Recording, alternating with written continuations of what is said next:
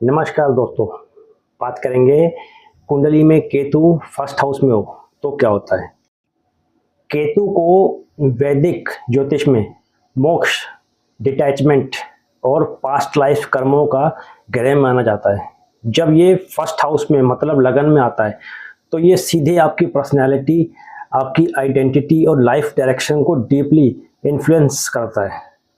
केतु यहाँ एक आइडेंटिटी डिसॉल्वर बन जाता है। ऐसे लोग अक्सर फील करते हैं कि क्या सोचते हैं कि मैं कौन हूँ, ये सवाल उनके अंदर चलता रहता है। बाहर से शांत या डिटैच्ड लगने वाले ये लोग अंदर से एक इंटेंस ऑब्जर्वेशन में इनका दिमाग चलता रहता है। इनकी ईगो नेचुरली कम होती है या कभी कभी ये कंफ्यूज्ड होते हैं। ये प्लेसमेंट आपको डीप थिंकर बनाती है, गहराई से सोचने वाला और ऑब्जर्व करने वाला, जो दुनिया को सिर्फ ऊपर ऊपर से सरफेस लेवल से नहीं देखता। केतु जब कुंडली के फर्स्ट हाउस यानी लगन में बैठा होता है तो ये प्लेसमेंट सीधा इंसान को उसकी आइडेंटिटी, पर्सनैलिटी और जीवन के डायरेक्शन पर गहरा प्रभाव डालती है। क्योंकि ज्योतिष में केतु को मोक्ष, डिटैचमेंट और पास्ट लाइफ के कर्मों का ग्रह माना गया है, इसलिए जब ये लगन में आता है तो इंसान के अंदर एक अजीब सी इनर डिस्कनेक्ट पैदा होता है, जैसे कि वो दुनिया में होते हुए भी कहीं और जुड़ा हुआ है। ऐसे लोग अक्सर अपनी पहचान को लेकर कंफ्यूज रहते हैं। उनके अंदर बार बार ये सवाल उठता है कि मैं असल में कौन हूँ। ये कंफ्यूजन वीकनेस नहीं होती, बल्कि एक डीपर स्पिरिचुअल कॉलिंग होती है। उनके अंदर की आवाज़ उसका सिग्नल है कि बाहर से ये लोग शांत, रिजर्व और कभी कभी अलग थलग दिखते हैं, लेकिन अंदर से इनके ऑब्जर्वेशन लेवल बहुत शार्प होता है। ये दुनिया को सरफेस लेवल पर नहीं देखते, बल्कि हर चीज़ के पीछे छुपे सच को समझने की कोशिश करते हैं। इस प्लेसमेंट का सबसे पावरफुल एस्पेक्ट इसका स्पिरिचुअल और कार्मिक डायमेंशन होता है।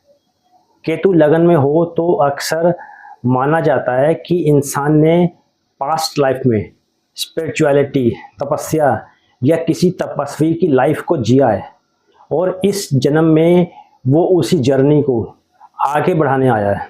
और इसी वजह से ऐसे लोगों को मैटेरियल चीज़ों, सोशल वैलिडेशन या एक्सटर्नल आइडेंटिटी में उतनी इंटरेस्ट या दिलचस्पी नहीं होती जितनी दूसरों को होती है। उनका मन नेचुरली मेडिटेशन, ऑकल्ट साइंस, ज्योतिष, तंत्र या किसी भी मिस्टिकल सब्जेक्ट की तरफ खिंचता है। ये प्लेसमेंट एक तरह से इंसान को दुनिया के इल्यूजन से अलग करके सच की तरफ ले जाती है। लेकिन यही चीज़ कभी कभी उन्हें प्रैक्टिकल लाइफ में कंफ्यूज भी कर देती है। उन्हें लगता है कि दुनिया के रूल्स उनके लिए नहीं बने और इसी वजह से ऐसे लोग अपना अलग पाथ, अपना अलग डायरेक्शन चूज करते हैं लाइफ में। शारीरिक रूप से भी केतु फर्स्ट हाउस वाले लोगों में कुछ अलग सा चार्म होता है। उनका चेहरा या बॉडी स्ट्रक्चर नॉर्मल होते हुए भी मिस्टीरियस और इंटेंस वाइब देता है।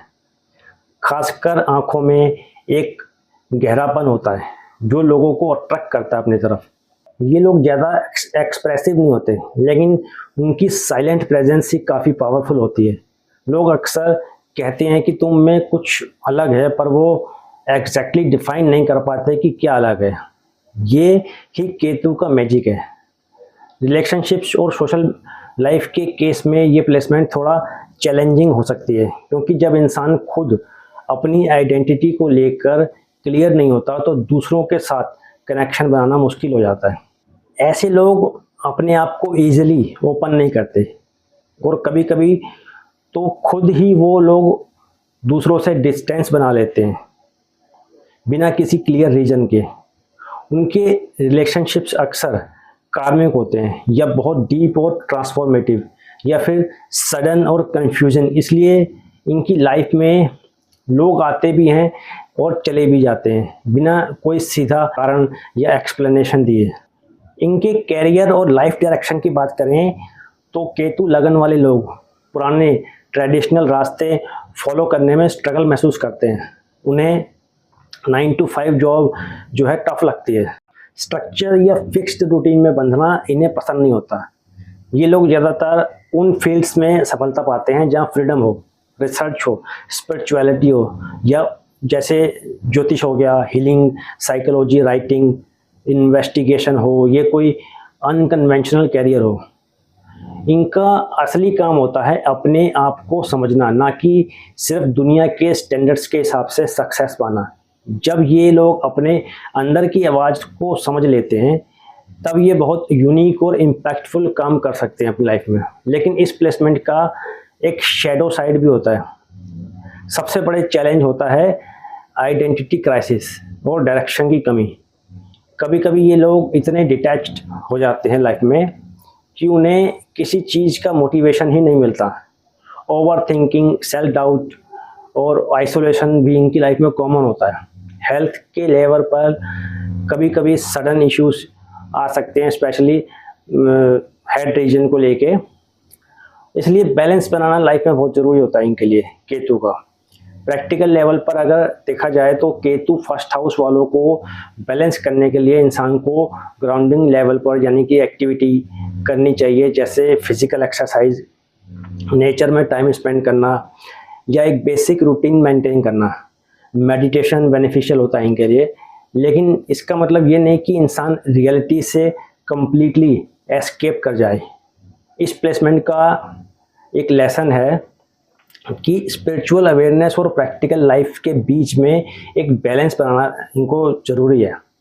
अपनी आइडेंटिटी को इग्नोर नहीं बल्कि धीरे धीरे कोशिश करके बिल्ड करना ज़रूरी है। अंत में केतु फर्स्ट हाउस में जो है उसका असली एसेंस ये है कि इंसान इस दुनिया में सिर्फ एक नॉर्मल लाइफ जीने के लिए नहीं आते ये लोग, बल्कि अपनी अंदर का जो सच है उसको डिस्कवर करने आते हैं। ये प्लेसमेंट एक ऐसी जर्नी है जहां ऐसे इंसान बाहर की दुनिया से ज़्यादा अपने अंदर की दुनिया को एक्सप्लोर करने लायक दुनिया में आते हैं।